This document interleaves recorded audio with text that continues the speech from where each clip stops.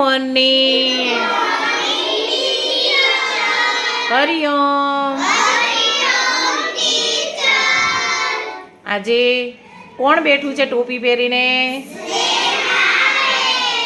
અને સ્નેહાબેનની આજુબાજુ તો જુઓ ભાઈ, કેટલી વાંચન લેખનની વસ્તુ મૂકી છે સ્નેહાબેનની આજુબાજુ. સ્નેહાબેન, આજે જન્મદિવસે કયો નિયમ લેવાના છો તમે? હું દરરોજ લેસન કરીશ અને વાંચતા લખતા શીખી જશો ને? મસ્ત. એમને જો મૌખિક પૂછો ને તો બધું જ આવડે છે, બરાબર? તો સ્નેહાબેનને હોશિયાર થાય, ભણી ગણીને સારા વ્યક્તિ બને તેવી શુભકામના. તો આપણે ગીત દ્વારા એમને આપી દઈએ ને શુભેચ્છાઓ. પહેલાં હું 2 લીટી ગાઉં. શાળામાં જન્મદિવસ ઉજવાય રે.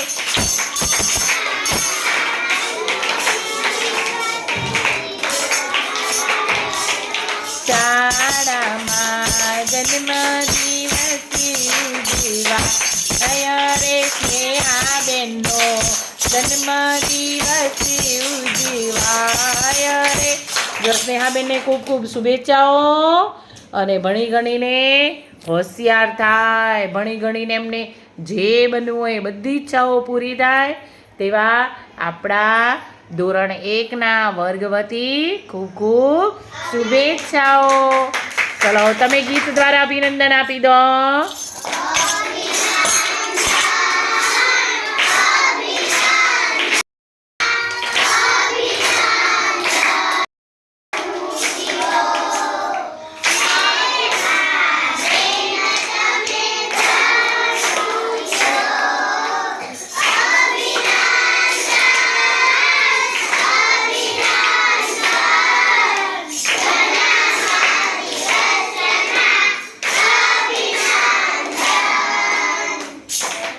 ક્લેપ. ચલો, જમણો હાથ લાંબો કરો અને કહી દો હેપી બર્થડે. સ્નેહાબેન તમારા બધા માટે શું લાવ્યા છે? ચોકલેટ લાવ્યા છે, સરસ મજાની. તો સ્નેહાબેન તમને બધાને ચોકલેટ આપશે અને સ્નેહાબેનને ફરી હેપી બર્થડે. ક્લેપ.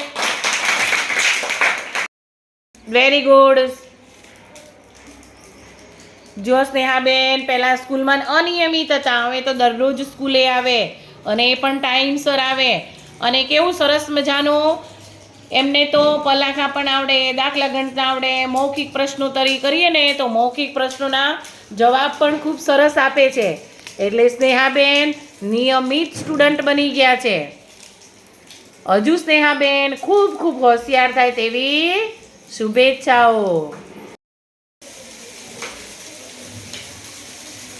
નવી રમત કરી. શાનો અવાજ આવે છે? ચોકલેટનો. ચોકલેટ ખાઈને વેપર ક્યાં નાખવાના?